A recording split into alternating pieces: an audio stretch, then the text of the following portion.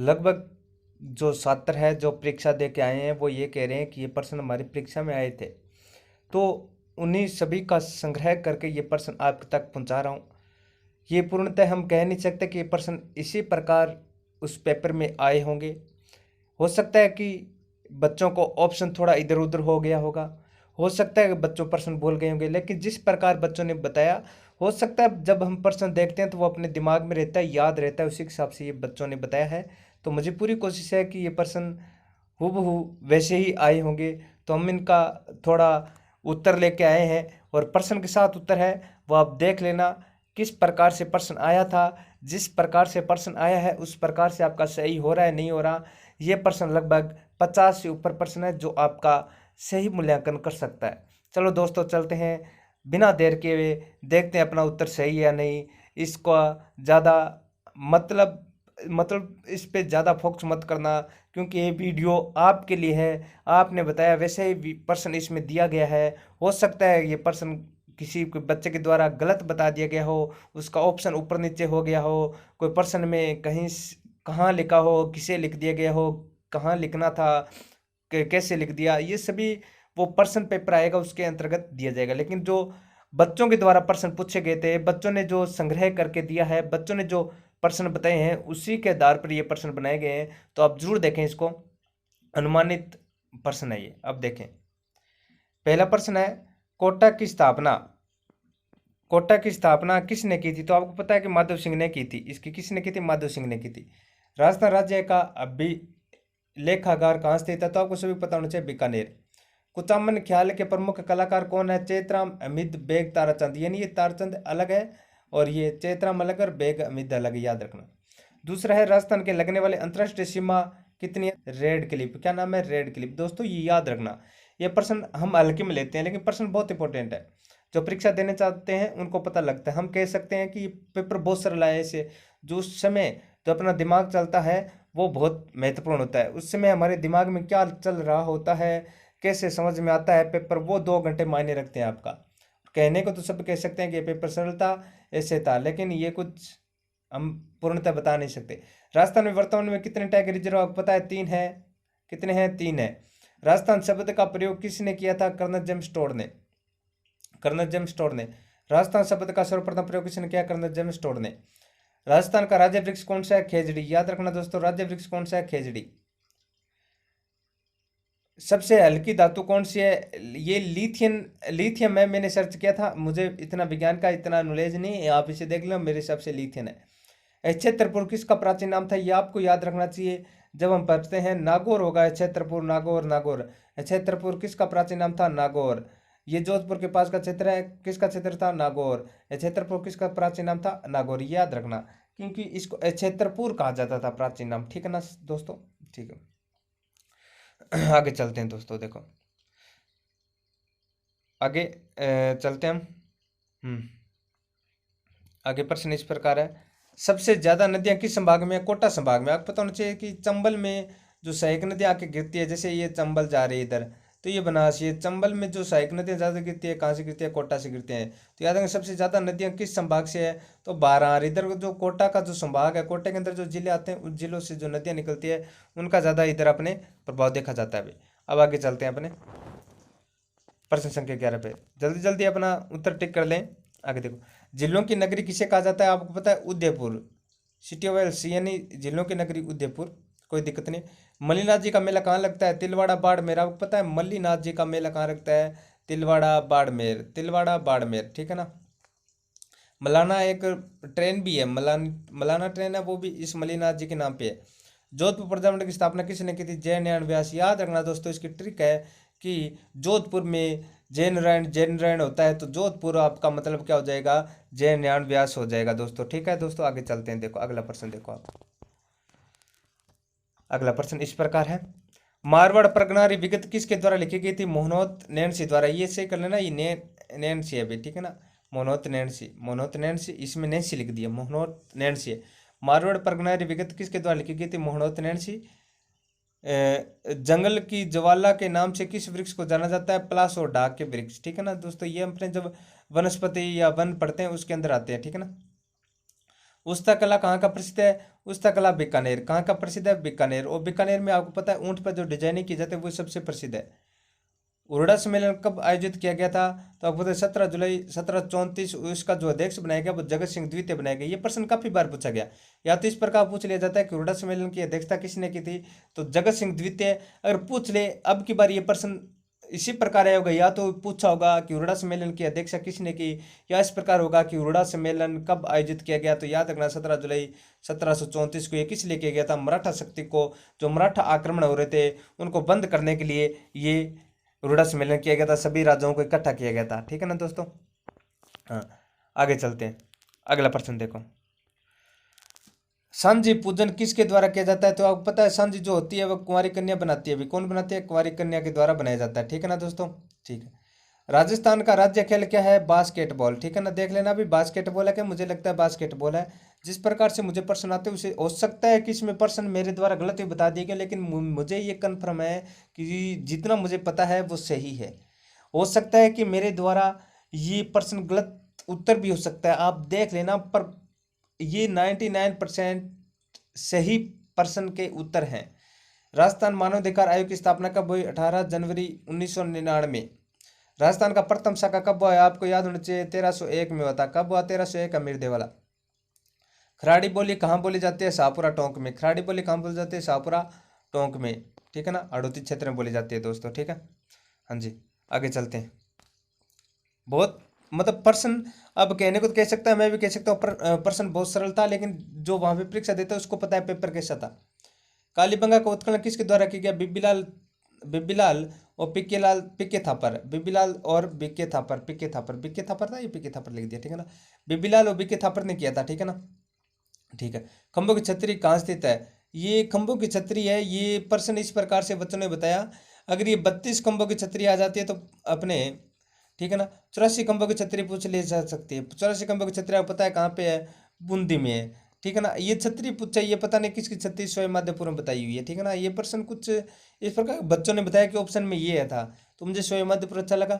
32 खंभों की छतरी, जो न्याय की छतरी कहा जाता है। ठीक है ना, ये जोधपुर वाली एक वो अपने जो जसवंत थड़ा है, इस प्रकार के जो है ना, वो जोधपुर आ गया, जैसलमेर, या फिर बूंदी, मेवाड़, 12 स्तंभों की जो छतरी है। इस प्रकार कुछ प्रश्न अगर प्रॉपर मिल जाए तो हम इसका बता सकते हैं, लेकिन जो यहाँ पे प्रश्न बोला गया है वो ये बताया गया है कि खंभों की छतरी, सीधी खंभों की छतरी लिखा गया, बच्चों ने इसी प्रकार बताया। तो हो सकता है अभी ये प्रश्न किस प्रकार का आया होगा, इसको थोड़ा आप अंडरलाइन कर लेना। जिस प्रकार से प्रश्न आया आपका वो कमेंट में कर देना, उस प्रकार से इसका विश्लेषण कर लेंगे।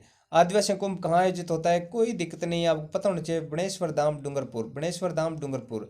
आदिवासियों का कुंभ किसे कहा जाता है? बनेश्वर धाम डूंगरपुर। और आपको पता होना चाहिए महापूर्णिमा में लगता है। कब लगता है दोस्तों? महापूर्णिमा में लगता है। इसी प्रकार शहरियों का और एक मतलब आदिवासी कुंभ है, वो आपको याद रखना है। कौन सा है दोस्तों? जो अपने बारह के अंदर सीतामढ़ी। ठीक है। खंभों की छतरी, 80 खंभों की छतरी अलवर, तो 80 खंभों की छतरी याद रखना अलवर। ठीक है ना दोस्तों। ठीक, आगे चलते हैं दोस्तों। आगे देखो, इसमें थोड़ा ध्यान रखना, आप क्या पूछ रहे हैं, क्या प्रश्न है। अगर आपके पास ऐसे प्रश्न मिल रहे हो, आपके पास ऐसे प्रश्न हो तो उपलब्ध कराना, कमेंट में लिखना। बालाथल सभ्यता कहाँ स्थित है? तो उदयपुर है, याद रखना। हार्डर बालाथल ये कहाँ पे? उदयपुर है। पुनवाड़ा किसका प्राचीन नाम है? डूंगरपुर का। राजस्थान वित्त आयोग की स्थापना कब हुई? 1955। राजस्थान का ताजमहल किसे कहा जाता है? अबलीमिनी का कोटा। अबलीमिनी का महल कोटा। तो ये याद रखना कि जो राजस्थान का ताजमहल कहा गया है, ये इसमें मुझे लगता है मैंने गलत कर दिया। तो राजस्थान का ताजमहल कहा जाता है वो अपने जसवंत थड़ा को कहा जाता है। जसवंत थड़ा, जो जसवंत के पुत्र था सरदार सिंह, उसने अपने बाप की याद में बनाया था एक जसवंत थड़ा। ठीक है ना, तो उसको राजस्थान का ताजमहल कहा जाता है। ये राजस्थान का मिनी ताजमहल हो सकता है, राजस्थान का प्रॉपर ताजमहल कहा जाता है वो अपने जसवंत थड़ा को कहा जाता है। इसमें आप देख लेना भी क्या कह रहा है पर्सन। और अगर इसमें कुछ आपको ऐसा लगता है मैं गलत बता रहा हूँ तो कमेंट करके जरूर बताना। हो सकता है भी इतने प्रश्नों में कुछ गलत है। देश का सबसे बड़ा सोलर पार्क कहाँ स्थित है? बड़ला। बड़ला जोधपुर, याद रखना ये बड़ला जोधपुर। कल की तारीख में, फर्स्ट ग्रेड की की तारीख में ये पेपर जीके में आया था कि देश का सबसे बड़ा सोलर पार्क बड़ला कहाँ स्थित है? जोधपुर। बहुत अच्छा प्रश्न था भाई। ठीक है दोस्तों, आगे चलते हैं।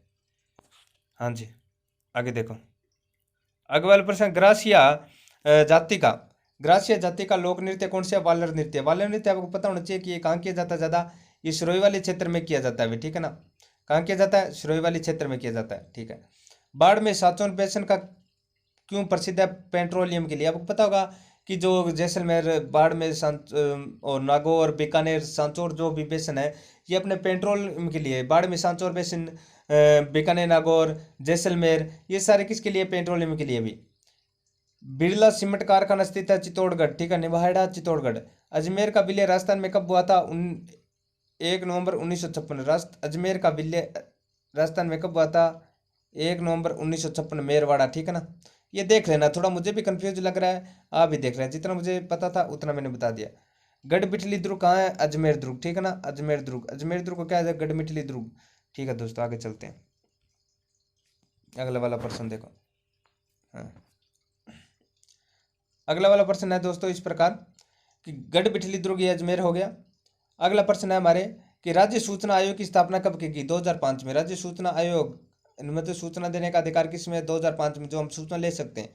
खुजाटों के प्लेटों के नाम से ये बहुत मतलब प्रश्न अच्छा था, हम ये नहीं कि सरल था। वो टाइम 2 घंटे आपका क्या मायने रखते हैं? 2 घंटे में अगर याद किया हुआ, अच्छा पढ़ा हुआ याद आ गया तो पेपर आपका अच्छा।